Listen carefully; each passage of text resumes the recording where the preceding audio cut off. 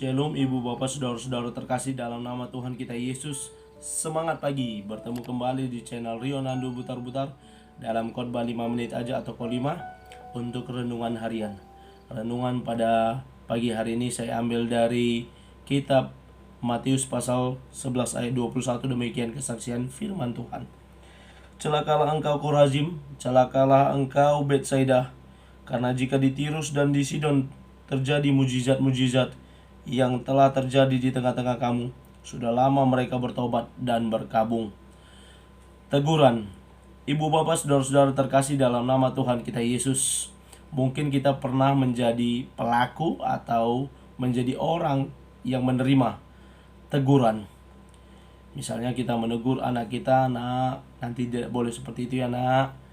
Nak, nanti kalau kamu gak berubah juga, kamu gak ikuti apa yang dikasih tahu ayah atau bunda, maka kami akan mendisiplin kamu."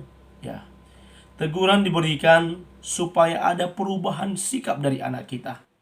Atau dalam konteks yang lain, dalam sebuah pekerjaan, di perusahaan misalnya, ketika kita membuat kesalahan, teguran yang diberikan, peringatan yang diberikan, misalnya SP1, berguna supaya kita memiliki perubahan sikap, menjadi lebih baik, menjadi pribadi yang mungkin bisa bekerja lebih baik lagi.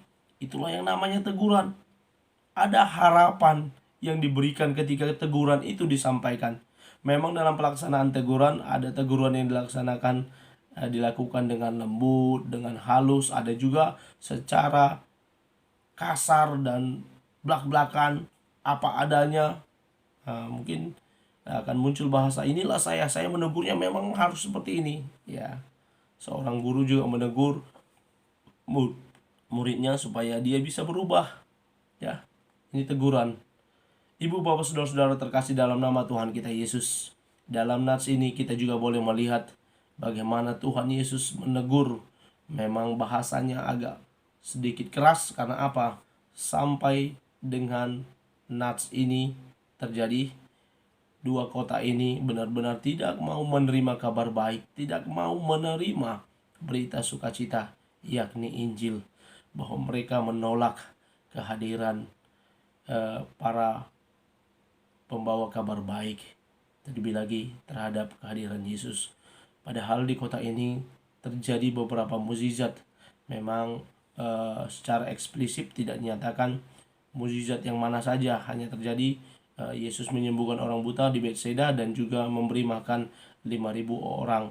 Namun seperti yang dikatakan Yohanes, bahwa tidak semua mukjizat itu dicatat. Kalau semuanya dicatat, tidak cukup untuk menulisnya, kata Yohanes. Bahwa mereka, meskipun mereka telah menerima mukjizat, tapi mereka tidak ada perubahan sikap. Bahkan Yesus membandingkan dua kota kafir lainnya, Sidon dan Tirus. Dua kota yang memang selalu menolak kehadiran para nabi. Namun Yesus mengibaratkan dua kota ini saja, kalau terjadi mukjizat di sana, sudah lama mereka akan bertobat dan berkabung. Ya, bertobat dan berkabung digabung dalam nats ini, artinya perkabungan terjadi ketika orang menyesali perbuatannya, telah melukai hati Allah, menyesali segala dosa dan pelanggarannya, maka dia akan menggunakan kain kabung. Ya, identik dengan kain kabung berwarna hitam. Ya, meratapi kesalahan, pelanggaran yang dilakukan terhadap Allah. Inilah yang dinamakan pertobatan dan perkabungan. Yesus mengharapkan mereka untuk bertobat, namun mereka belum juga mau. Sehingga Yesus katakan, "Celakalah Korazim dan celakalah Betsaida." Ibu bapak saudara-saudara terkasih dalam nama Tuhan kita Yesus, terimalah kabar baik yang menegur kita, yang memberikan kita sapaan untuk mau berubah sikap yang buruk menjadi lebih baik. Perubahan sikap, pertobatan boleh terjadi ketika kita ditegur melalui kebenaran firman Tuhan. Karena itu ibu bapak, jadilah orang-orang yang menerima setiap teguran, sapaan, supaya keadaan, sikap, kondisi hidup kita menjadi lebih baik. Firman Tuhan yang saya share setiap pagi, saya sampaikan, kiranya boleh berguna untuk menegur sikap pribadi kita agar menjadi lebih baik ke depannya.